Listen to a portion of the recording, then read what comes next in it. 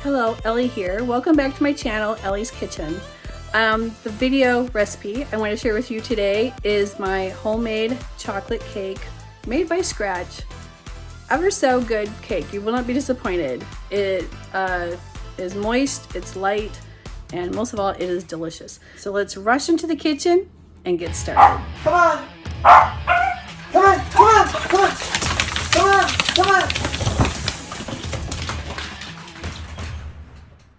Let's get started. The first thing we're going to do is 1 cup of butter together with 3 cups of packed brown sugar.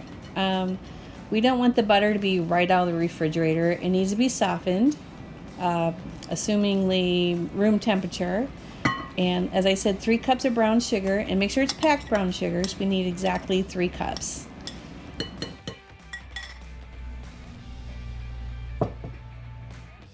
I finally got another hand mixer. If you've been watching and following my videos, then you would know that during my oatmeal raisin cookie recipe, my hand mixer gave out on me. If you haven't seen that video or tried those cookies, you really want to try those. They are so good. Be sure to cream the butter and brown sugar together until it's light and fluffy. Let's add the eggs. We need 4 medium-sized eggs, and what we're going to do is we crack one, mix it, crack another one, mix it, so forth, onward, so forth, however you want to say it, until all 4 eggs have been cracked and well blended into the cream mixture.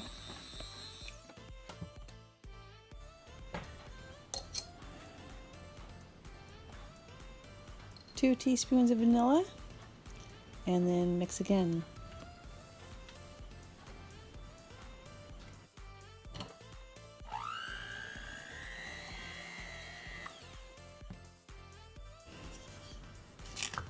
It should look like this.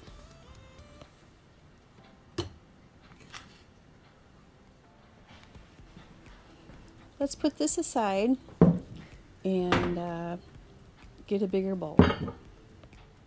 I suggest it's larger than the first one because this is going to be the final mixing spot.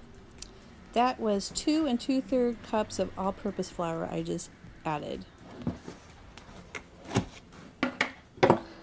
3/4 of a cup of baking cocoa.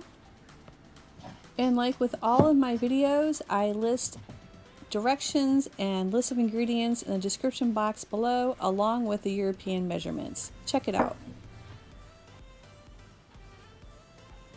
Let's add some baking soda, 3 teaspoons.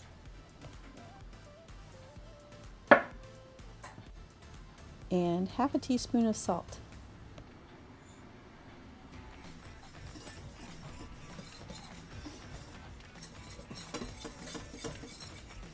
After we whisk that together, we want to add 1 1/3 cups of sour cream.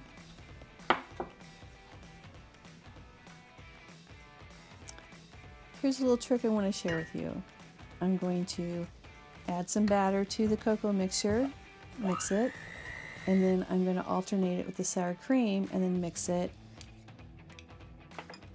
and then go back to the batter, mix it, and then back to the sour cream and mix it. So we're alternating back and forth between the two until it's all well blended into the one bowl. I can see how this cake turns out so amazing. It looks really good already. The recipe calls for 1 1/3 cups of boiling water, not just hot water, but boiling water. You will notice that this will make the batter very runny, and that's okay because that's what it's supposed to look like.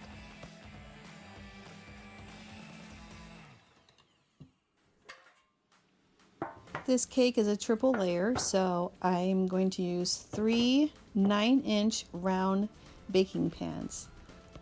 And it's okay if you don't have 3 exact identical pans. As you see here, one is a spring form. Actually, I would prefer all 3 spring forms because they're easier to remove the cake from after they're baked. But that's all right. This will work just fine, and as long as they're 9 inches. The secret to having an impressive looking cake is to have the cakes be removed from the pans correctly and properly without falling apart. So I'm just using butter here to grease them. And then I'm going to show you a trick I do for flouring them. If you're making a white cake, it's okay to use white flour to dust the pans with, but we're making a chocolate cake, so we don't want white flour in there. My trick is to use a little bit of cocoa powder, and I shake it around, and they turn out beautiful every time.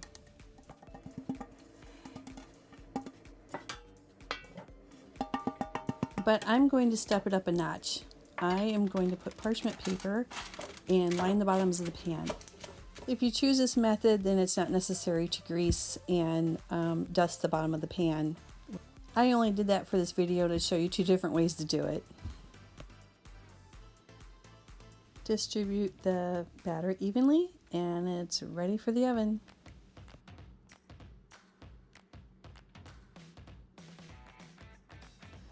Give them a real gentle shake, and we will bake them at 350 degrees for approximately 25 minutes.